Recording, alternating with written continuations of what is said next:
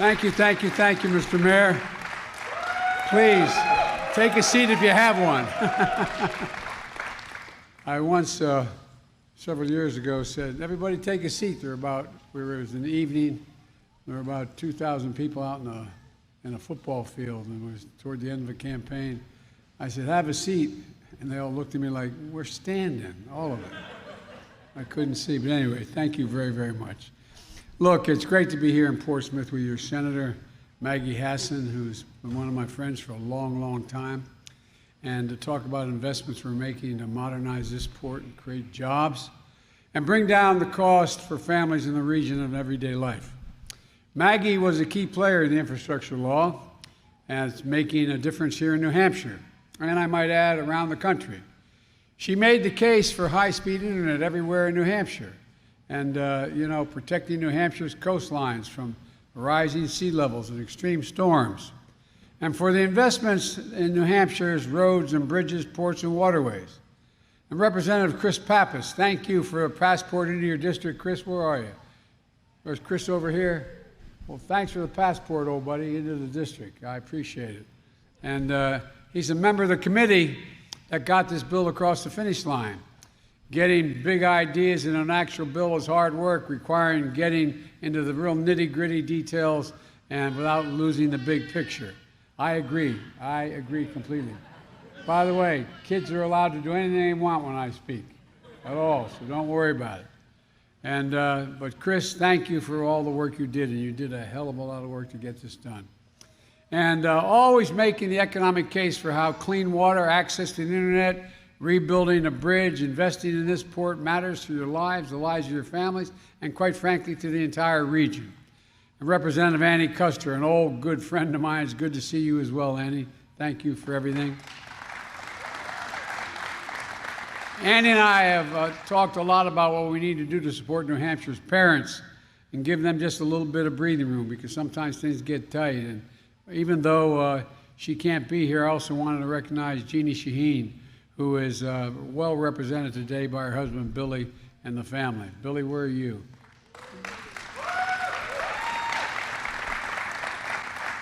If I can only have one guy in the foxhole with me, I pick Billy. Good to see you, Billy. And I want to thank, and she's sitting next to us, she doesn't hold any office, but a really good friend of mine. Her mom used to be a significant political figure up here. It's great to see you, kiddo. Thank you for being here. I also want to thank Chris and Maggie and Jean and Annie for all they did to prove that America can do big things when we work together. You know, we can build a better America. We're the only country in the world, I believe, that has come out of every crisis we faced stronger than when we went in. Literally stronger than we went in. That's the history of the journey of this country. And this port is a perfect example. A lot of important things come into these terminals, and particularly this one. From salt to de-ice roads, to 85% of the home heating oil used in this state. And a lot of important things go out of this port as well, like the massive reactor assemblies for nuclear power plants that are manufactured by Westinghouse Electric here in New Hampshire. Recently, this port has been an important link to more construction equipment and materials for a $2.3 billion project that I've authorized in Portsmouth Naval Shipyard. $2.3 billion, but it wouldn't happen without you all and what you've done.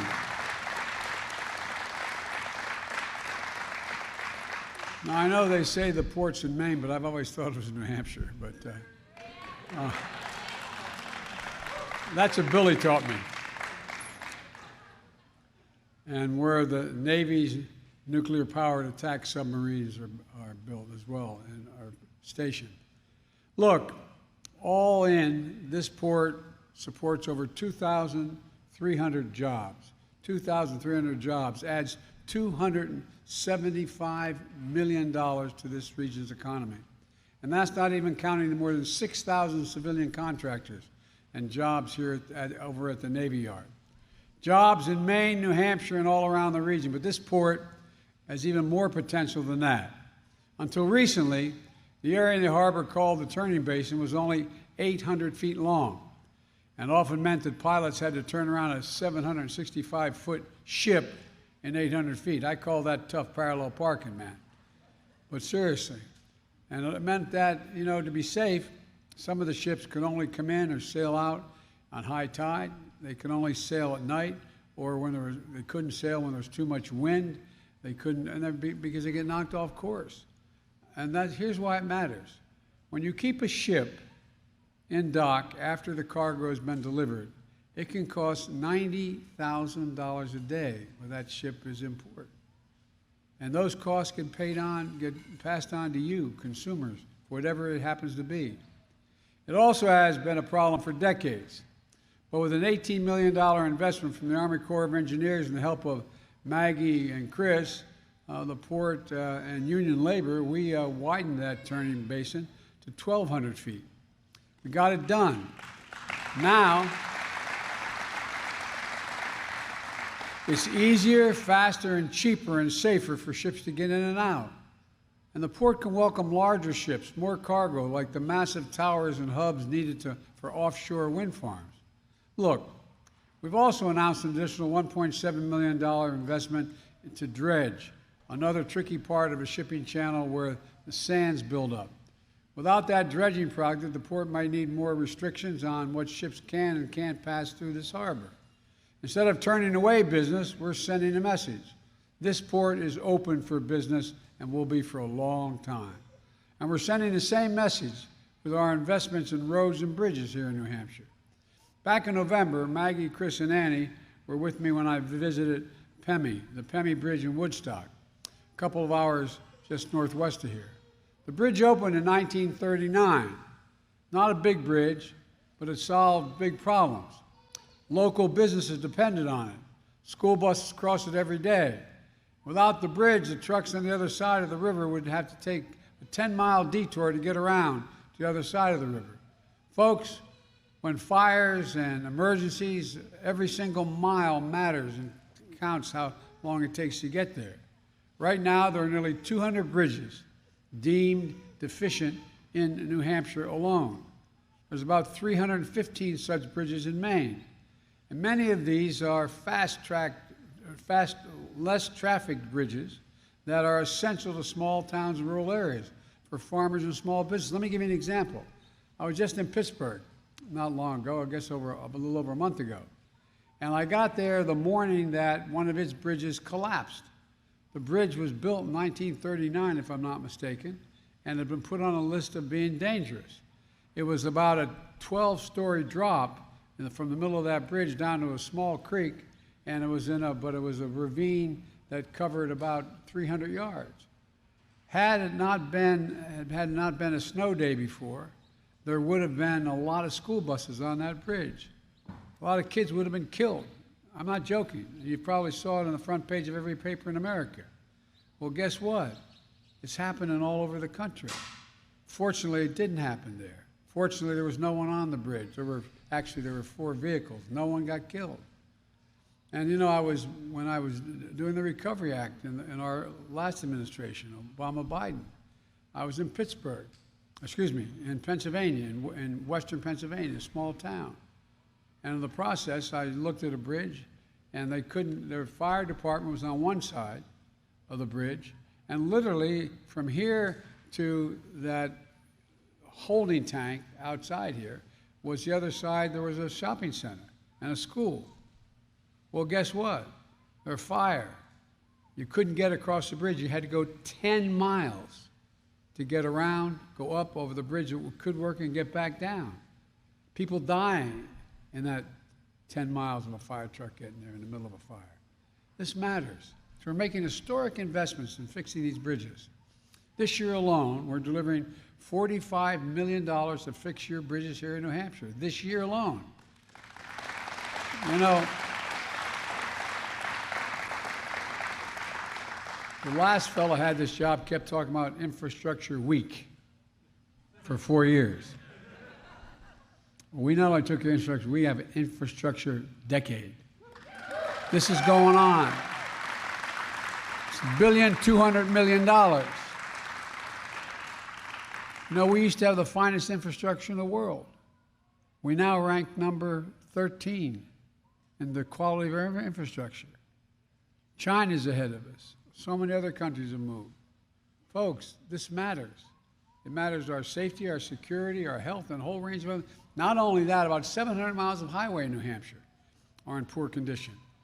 It's estimated that the driving on those roads, those 700 miles, roughly 700 miles, that need repairs cost New Hampshire drivers at least an average of $476 a year extra in gas and repairs and longer commute times. That's a $476 hidden tax on New Hampshire drivers. Look, thanks to the infrastructure law, we're making the most significant investment in modernizing our roads and bridges since the interstate highway system was built with Eisenhower. We're also going to start to replace the 100%, all 100% of lead water pipes and service lines going into our homes and our schools.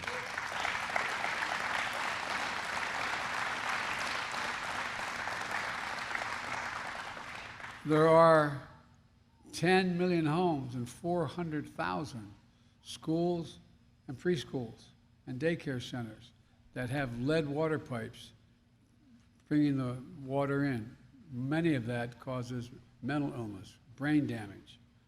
It's really important. We're also going to address what they call PFAS. It's a dangerous forever chemicals that are a threat to drinking water here in New Hampshire and other states, something that Senator Shaheen has championed. Look, every American, every child should be able to turn on a faucet, drink clean water, which will also create thousands of good-paying jobs for plumbers, pipe fitters, and the folks digging those channels. And by the way, thanks to the American Rescue Plan, New Hampshire has already seen $150 million being put into drinking water, wastewater, and storm sewer projects in this state as I speak.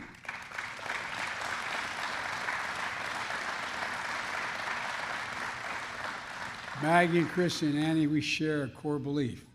High-speed internet is essential to success in the 21st century. But even today, 1 in every 10 people in New Hampshire, 1 in 10 households, don't have high-speed internet. That's a lot of places where there's no broadband or infrastructure at all in New Hampshire. It's not just New Hampshire families, but for New Hampshire businesses as well. This law is going to make high-speed internet affordable and available everywhere in New Hampshire, Maine, and the region, urban, suburban, rural. It's going to create jobs. Thousands of union technicians are going to be laying down these broadband lines. And never again should a parent have to sit in their car in a McDonald's parking lot, literally, so that their child can get access to high-speed internet to do their homework over the internet, literally. Folks, look, the law also builds up our resilience to extreme weather. 15 years ago this week, this state experienced a second 100-year flood in a space of 11 months. Cars submerged, thousands of evacuations, people lost everything they owned twice.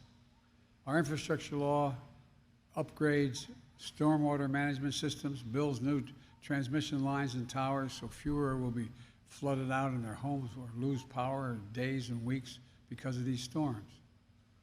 There's so much more in this law. I'm not going to bore you with the rest of it, but it's significant. Look, we made a lot of progress, and we have an incredible opportunity ahead of us. But we know what families are still struggling with higher prices. I grew up in a family where the price of gasoline went up at the pump was a discussion at the kitchen table because my dad, who was a good man, made a decent living, but it was always on the margins. Everything mattered. So let's be absolutely clear about why we have such high prices now. There are 2 reasons. First was COVID. The way the global economy works, if a factory in Vietnam makes computer chips and shuts down in Vietnam because of a COVID outbreak, it causes a ripple effect to slow down manufacturing in Detroit, where they need those semiconductors to build the automobiles. So because of the pandemic, we had disruptions in our supply of important materials. So prices went up. As I said, just look at automobiles. Last year alone, they accounted for 1/3 of all the inflation in America because the price went up because so fewer were being made. Automobile companies couldn't get the computer chips, and the price of automobiles skyrocketed. So I'm calling on Congress to pass the bipartisan innovation bill to make more of these chips here at home and speed the supply. Intel came to see me, the chairman of the board of Intel. He said, I want to be able to invest $20 billion to build the computer chips factories in just west of Cleveland. If in fact we get this other piece of legislation, which is passed one house and not the other, he's going to invest another $100 billion. $100 billion. You know what the average job, there's over 7,000 construction jobs and 3,800 full-time jobs. Average salary of the full-time jobs, and many of them are blue-collar jobs, are $126,000 a year. Things are changing. And the second big reason for inflation is Vladimir Putin. Not a joke. Putin's invasion of Ukraine has driven up gas prices and food prices all over the world. Two major bread baskets of wheat in the world were Ukraine and Russia. The United States is number 3, and Canada number 4. Well, we saw the most recent inflation data. Last month, about 70% of the increase in inflation was a consequence of Putin's price hike because of the impact on gas and energy prices. I'm doing everything I can to bring down the price to address Putin's price hike. That's why I authorized the release of 1 million barrels per day for the next 6 months from our Strategic Petroleum Reserve. And I know the press is always asking me with good reason why I'm always on the phone talking with other world leaders, trying to keep them organized. Well, one of the things I did, went out and got a lot of other countries to agree that they would release petroleum from their SPRO reserves. So we work with the U.S. oil producers to ramp up the production. And we coordinated this release with our partners, allies around the world. And shortly after I made the announcement, another 30 countries agreed to 60 million additional barrels a day on the market. So now we have 240 million barrels a day for the next 6 months. That's the largest collective reserve release in history. Nations coming together to help deny Putin the ability to weaponize energy resources against American families and families in Europe and around the world. But there's more that need to be done. And Americans should already be seeing the savings. Although it's only gone down about 18 cents, the savings are starting.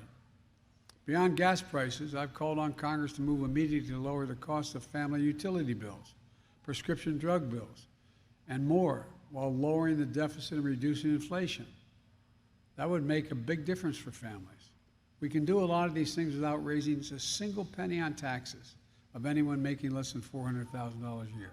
Nobody making less than $400,000 will see a single penny in their taxes raised. It's the best way Congress can address inflation right now. And folks, look, the fact is that we are in a situation where the war in Ukraine is going to continue to take its toll on the world economy. It's going to take its toll on energy, and it's going to take its toll relative to food. When I was running for office, you heard it 1,000 times from me, that we're going to build an economy around you. I'm so tired of trickle-down economics. I never found that trickled down on top of my head very much. I was listed, had the great pleasure of being listed as the poorest man in Congress for 36 years. I still had making a hell of a lot more money than anybody else because I was getting a senator's salary. No kidding. I didn't think you should make money while you're in office. But at any rate, the point of it is this. An awful lot of people are hurting. It makes a big difference. It makes a big difference. The cost of a dozen eggs, the cost of a gallon of gasoline. It matters. It matters. So I concluded when I ran this last time that we're going to build this economy from the bottom up and the middle out.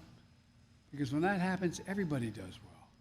The wealthy do very well, and the poor have a ladder up, and the middle class has a little bit of breathing room.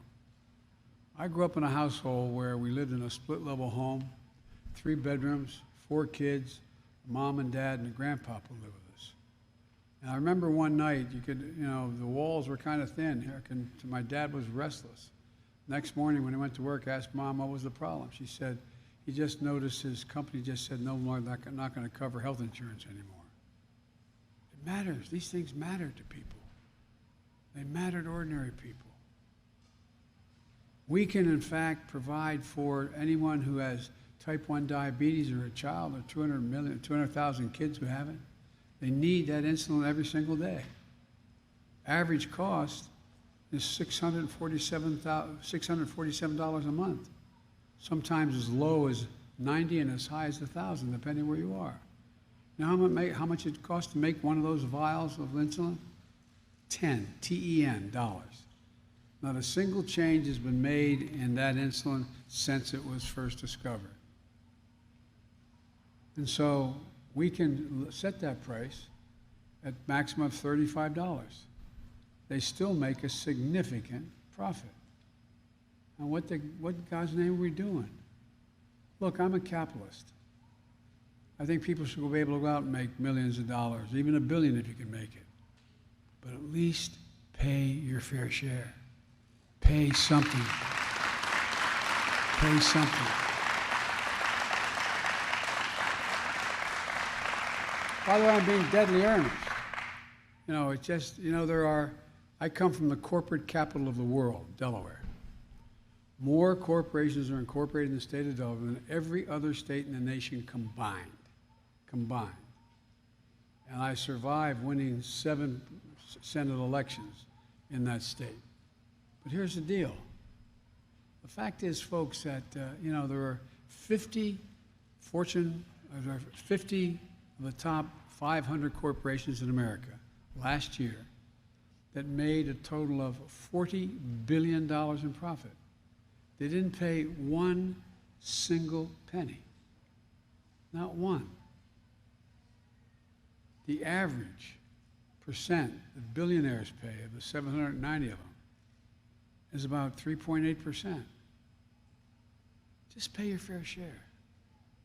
We can do all these things. And by the way, one last thing. You know, the budget I submitted, my first budget, it passed and became law, it cut the federal deficit by $350 billion. We cut the deficit $350 billion.